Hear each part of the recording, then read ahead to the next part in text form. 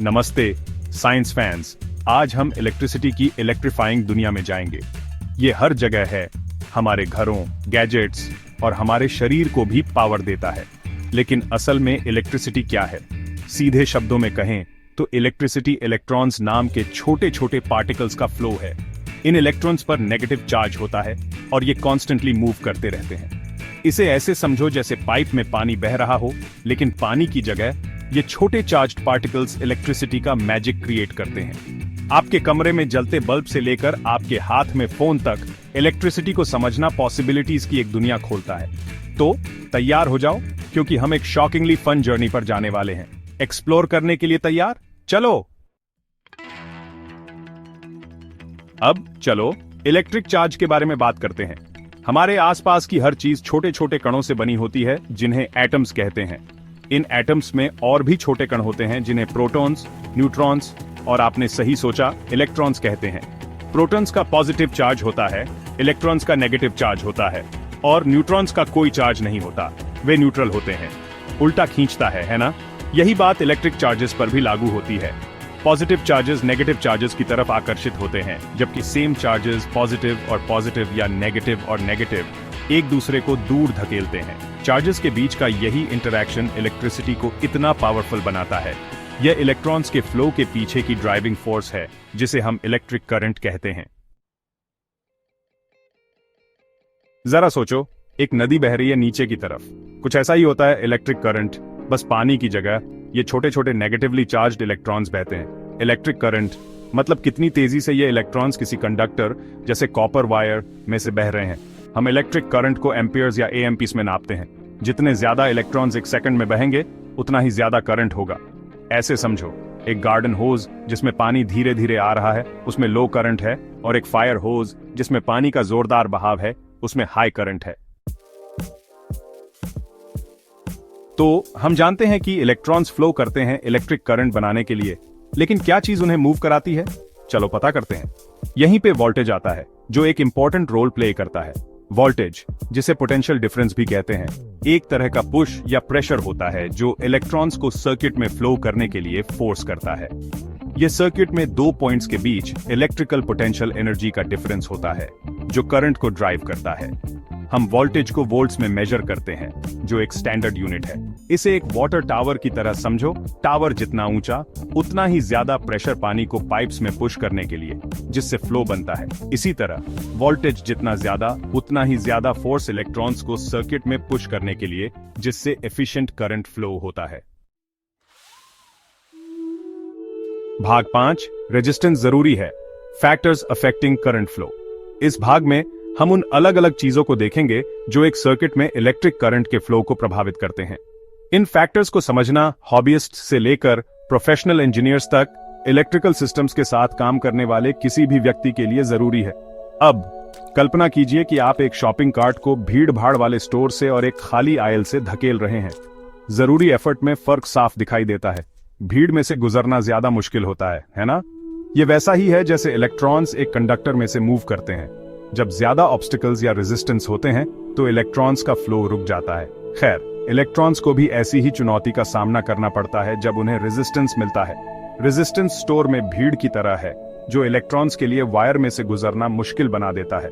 Electrical resistance current के flow का विरोध है। यह एक बैरियर की तरह काम करता है, जिसे इलेक्ट्रॉन्स को सर्किट में मूव करने के लिए पार करना होगा। इसे OHMS नामक यूनिट्स में मापा जाता है। कई फैक्टर्स रेजिस्टेंस को प्रभावित करते हैं, और इन्हें समझने से ज्यादा एफिशिएंट सर्किट्स डिजाइन करने में मदद मिल सकती है। लेंथ लंबे वायर्स में छोटे वायर्स से ज्यादा रेजिस्टेंस होता है। ऐसा इसलिए है क्योंकि इलेक्ट्रॉन्स को ज्यादा दूरी तय करनी पड़ती है और रास्ते में ज्यादा ऑब्स्टिकल्स का सामना करना पड़ता है। एक लंबे ऑब्स्टिकल कोर्स के बारे में सोचो। कोर्स जितना लंबा होगा, आप उतने ही ज्यादा थक जाओगे और अंत तक पहुंचने में उतनी ही ज्यादा मेहनत लगेगी। क्रॉस सेक्शनल एरिया पतले वायर्स में मोटे वायर्स से ज्यादा रेजिस्टेंस होता है। ऐसा इसलिए है क्योंकि इलेक्ट्रॉन्स के मूव करने के लिए कम जगह होती है, जिससे ज्यादा कोलिजन्स और रेजिस्टेंस होता है। ये एक संकरे दरवाजे से निकलने की कोशिश करने जैसा है। दरवाजा जितना संकरा होगा, उससे गुजरना उतना ही मुश्किल होगा और आपको उतना ही ज्यादा रेजिस्टेंस का सामना करना पड़ेगा। कुछ मटेरियल्स जैसे कॉपर अच्छे कंडक्टर्स होते हैं, जिनका रेजिस्टेंस कम होता है। इसका मतलब है कि इलेक्ट्रॉन्स इनमें से आसानी से मूव कर सकते हैं, जिससे ये इलेक्ट्रिकल वायरिंग के लिए आइडियल बन जाते हैं। दूसरे जैसे रबर इंसुलेटर्स होते हैं जिनका रेजिस्टेंस ज्यादा होता है। इंसुलेटर्स इलेक्ट्रॉन्स के फ्लो को रोकते हैं, जिससे वे हमें इलेक्ट्रिक शॉक्स से बचाने के लिए उपयोगी बन जाते हैं। टेम्परेचर सामान्य तौर पर टेम्परेचर बढ़ने के साथ रेजिस्टेंस बढ़ता है। जब कोई वायर गर्म होता है तो उसके अंदर के एटम्स ज्यादा वाइब्रेट होते हैं, जिससे इलेक्ट्रॉन्स का गुजरना मुश्किल हो जाता है। सोचिए कि गर्मी में चीजें कैसे धीमी हो जाती हैं। जैसे हम गर्मी में धीमे चलते हैं, वैसे ही इलेक्ट्रॉन्स को भी ज्यादा टेम्परेचर में ज्यादा रेजिस्टेंस का सामना करना पड़ता है। एफिशिएंट इलेक्ट्रिकल सर्किट्स को डिजाइन करने के लिए रेजिस्टेंस को समझना बहुत जरूरी है। इन फैक्टर्स को ध्यान में रखकर हम ऐसे सर्किट्स बना सकते हैं जो ज्यादा रिलायबल हों और अलग अलग कंडीशंस में बेहतर परफॉर्म करें। सेक्शन 6 पावर अप, बिजली की शक्ति और ऊर्जा को समझना। चलो शक्ति के बारे में बात करते हैं, नहीं सुपर पावर्स की नहीं, हालांकि बिजली बहुत सुपर है। इलेक्ट्रिकल पावर वो गति है जिस पर इलेक्ट्रिकल एनर्जी ट्रांसफर या यूज होती है। हम पावर को वॉट्स नामक यूनिट्स में मेजर करते हैं। एक वॉट एक सेकंड में यूज होने वाली एक जूल एनर्जी के बराबर होता है। ऐसे समझो, एक 100 वॉट का बल्ब 50 वॉट वाले बल्ब से दोगुनी पावर यूज करता है। पावर कैलकुलेट करने का फॉर्मूला है पावर बराबर वोल्टेज गुणा करंट। इलेक्ट्रिकल पावर समझने से हमें अपने डिवाइसेस और अप्लायंसेस की एनर्जी कंजम्पशन पता करने में मदद मिलती है। Section 7 circuit series versus parallel, it's a current affair. आज हम इलेक्ट्रिकल सर्किट्स की दुनिया में जाएंगे, जहां हम सीरीज और पैरेलल कॉन्फ़िगरेशन के बीच का अंतर देखेंगे। तैयार हो जाइए क्योंकि ये एक बिजली वाला सफर होने वाला है। अब चलो सभी चीजों को जोड़ते हैं और सर्किट्स के बारे में बात करते हैं। सर्किट्स हमारे सभी इलेक्ट्रॉनिक डिवाइस की रीयर की हड्डी होते हैं, एक साधारण टॉर्च से लेकर सबसे कॉम्प्लेक्स कंप्यूटर सिस्टम तक। ये कैसे काम करते हैं, ये समझना इलेक्ट्रॉनिक्स में दिलचस्पी रखने वाले किसी भी व्यक्ति के लिए बहुत जरूरी है।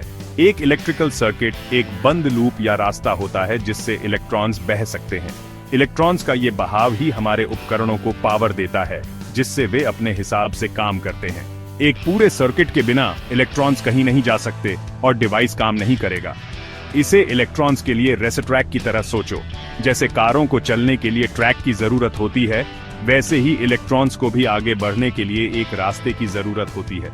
ये रास्ता अलग अलग रूप ले सकता है, जो हमें दो मुख्य प्रकार के सर्किट्स तक ले जाता है। दो मुख्य प्रकार के सर्किट होते हैं, सीरीज और पैरेलल। हर एक प्रकार की अपनी खास विशेषताएं और उपयोग होते हैं, जो उन्हें अलग अलग स्थितियों के लिए उपयुक्त बनाते हैं। सीरीज सर्किट में सभी कंपोनेंट एक ही लूप में जुड़े होते हैं। इसका मतलब है कि करंट हर कंपोनेंट से होकर एक के बाद एक बहता है, जैसे एक संकरे रास्ते से लोगों की एक लाइन एक एक करके गुजर रही हो। रिले रेस में दौड़ने वालों की तरह सीरीज सर्किट में इलेक्ट्रॉन्स के पास चलने के लिए केवल एक ही रास्ता होता है। अगर एक धावक गिर जाता है तो पूरी टीम प्रभावित होती है और रेस जारी नहीं रह सकती। इसका मतलब है कि अगर एक कंपोनेंट टूट जाता है तो पूरा सर्किट टूट जाता है। छुट्टियों की लाइट्स की एक स्ट्रिंग की कल्पना करो। अगर एक बल्ब खराब हो जाता है तो पूरी स्ट्रिंग काम करना बंद कर देती है। दूसरी ओर पैरेलल सर्किट में इलेक्ट्रॉन्स के बहने के लिए कई रास्ते होते हैं। इससे करंट अलग अलग होकर कंपोनेंट तक पहुंचने के लिए अलग अलग रास्ते अपना सकता है। जैसे कारें एक गोल चक्कर पर चलती हैं, वैसे ही इलेक्ट्रॉन अलग अलग रास्ते चुन सकते हैं। यह सुविधा पैरेलल सर्किट को कई उपयोगों में ज्यादा विश्वसनीय बनाती है। इसका मतलब है कि अगर एक कंपोनेंट टूट जाता है तो बाकी कंपोनेंट अभी भी काम कर सकते हैं। उदाहरण के लिए लाइट बल्ब के एक पैरेलल सर्किट में अगर एक बल्ब जल जाता है तो बाकी बल्ब रोशनी देते रहेंगे। ज्यादातर इलेक्ट्रिकल सिस्टम, जिनमें आपके घर की वायरिंग भी शामिल है, सीरीज और पैरेलल सर्किट के मिश्रण का इस्तेमाल करते हैं। यह हाइब्रिड तरीका विश्वसनीयता और दक्षता दोनों सुनिश्चित करता है, जिससे हमारे घर और उपकरण चालू रहते हैं और आसानी से चलते रहते हैं। सेक्शन 8 फीलिंग द हीट, बिजली का गर्म करने वाला असर। कभी देखा है जब आप टोस्ट बनाते हैं तो टोस्टर कैसे गर्म हो जाता है? यही बिजली का गर्म करने वाला असर है। जब इलेक्ट्रॉन्स किसी कंडक्टर से गुजरते हैं तो वो कंडक्टर के एटम्स से टक्कर खाते हैं, जिससे वो वाइब्रेट करने लगते हैं। इस वाइब्रेशन से ही गर्मी पैदा होती है। कंडक्टर में जितना ज्यादा रेजिस्टेंस होगा, उतनी ही ज्यादा गर्मी पैदा होगी। इस गर्म करने वाले असर के बहुत सारे इस्तेमाल हैं, इलेक्ट्रिक हीटर्स और हेयर ड्रायर से लेकर स्टोव्स और ओवन्स तक। यही इनकैंडेसेंट लाइट बल्ब्स के पीछे का प्रिंसिपल भी है, जहां एक फिलामेंट इतना गर्म हो जाता है कि वो ग्लो करने लगता है। Section 9 safety first, fuses and circuit breakers to the rescue. बिजली तो बहुत पावरफुल है, लेकिन अगर सही से यूज नहीं किया तो खतरनाक भी हो सकती है। इसीलिए हमारे पास फ्यूजेस और सर्किट ब्रेकर्स जैसे सेफ्टी डिवाइसेस होते हैं। फ्यूज आपके इलेक्ट्रिकल सर्किट्स के लिए एक सेफ्टी वाल्व जैसा होता है। इसमें एक पतला वायर होता है जो करंट ज्यादा होने पर पिघल जाता है और सर्किट तोड़ देता है। ये ओवरहीटिंग और आग लगने से बचाता है। सर्किट ब्रेकर भी फ्यूज जैसा ही काम करता है, लेकिन ट्रिप होने के बाद इसे रीसेट किया जा सकता है। यह एक इलेक्ट्रोमैकेनिकल स्विच है जो फॉल्ट या ओवरलोड होने पर ऑटोमेटिकली करंट फ्लो को रोक देता है। ये सेफ्टी डिवाइसेस हमारे घरों और अप्लायंसेस को इलेक्ट्रिकल हैजर्ड से बचाने के लिए बहुत जरूरी होते हैं। Section 10 electrifying our world, practical applications of electricity. बिजली हमारे आधुनिक समाज की जान है। अनगिनत उपकरणों और प्रणालियों को शक्ति देती है जिन पर हम हर दिन निर्भर रहते हैं। हमने बहुत कुछ सीखा है, बिजली के चार्ज से लेकर सुरक्षा उपकरणों तक। अब आइए उन असली दुनिया के अनुप्रयोगों के बारे में जानें जो बिजली को इतना जरूरी बनाते हैं। लेकिन सबसे रोमांचक बात यह देखना है कि बिजली हमारी दुनिया को कैसे रोशन करती है। जरा सोचिए, शहर की रोशनी या इलेक्ट्रॉनिक उपकरणों की गूंज के बिना एक दुनिया कैसी होगी। बिजली के अनगिनत व्यावहारिक उपयोग हैं, जिनमें शामिल हैं रोशनी, हमारे घरों, सड़कों और शहरों को रोशन करना। बिजली के बिना हमारी रातें बहुत अंधेरी और कम सुरक्षित होती। संचार, हमारे फोन, कंप्यूटर और इंटरनेट को शक्ति देना। अपने फोन की जांच किए बिना या ईमेल भेजे बिना एक दिन की कल्पना करना मुश्किल है। परिवहन, इलेक्ट्रिक कार, ट्रेन और यहां तक कि कुछ हवाई जहाज चलाना। परिवहन का भविष्य बिजली है, जो जीवाश्म ईंधन पर हमारी निर्भरता को कम करता है।